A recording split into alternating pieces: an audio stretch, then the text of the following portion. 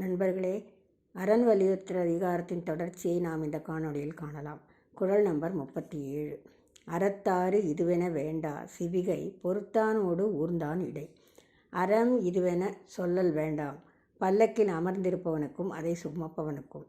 அறத்தை செய்வதால் வரும் பயன் இது என்று நூல்களை கொண்டு மெய்ப்பிக்க வேண்டியதில்லை. பல்லக்கை தூக்கிச் செல்பவனையும் அதில் பயணிப்பவனையும் கண்ட அளவில் பயனை அறியலாம்.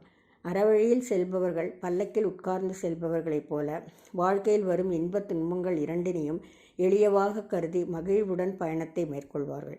தீய வழிக்கு தங்களை ஆட்படுத்தி கொண்டவர்களோ பல்லக்கை தூக்கி சுமப்பவர்களைப் போல் இன்பத்திலும் அமைதி கொள்ளாமல் துன்பத்தையும் தாங்கிக் கொள்ளும் மனம் பக்குவமின்றி வாழ்வே பெரும் சுமையாக கருதுவார்கள்.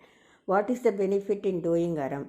This question can't be asked if you understand the difference between the one who sits in pallaki and the other one who holds that pallaki on his shoulder.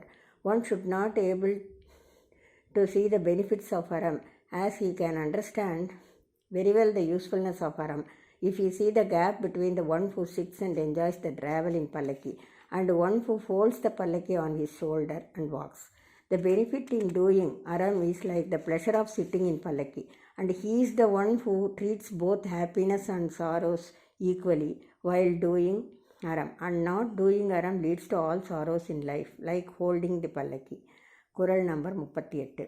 வீழ்நாள் படாமை நன்றாற்றின் அஃதொருவன் வாழ்நாள் வழி அடைக்கும் கல்.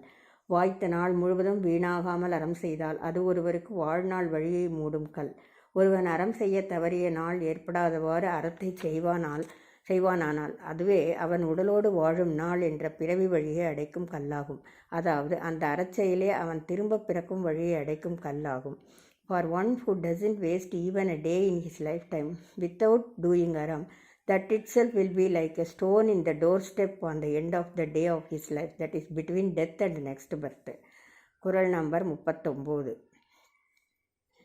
அறத்தான் வருவதே இன்பம் மற்றெல்லாம் புறத்த புகழும் இல.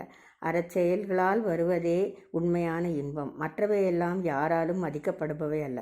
அறநெறியில் வாழ்பவன் பயனாக வருவதே இன்பமாகும். அறத்தோடு பொருந்தாமல் வருவன எல்லாம் இன்பம் இல்லாதவை, புகழும் இல்லாதவை.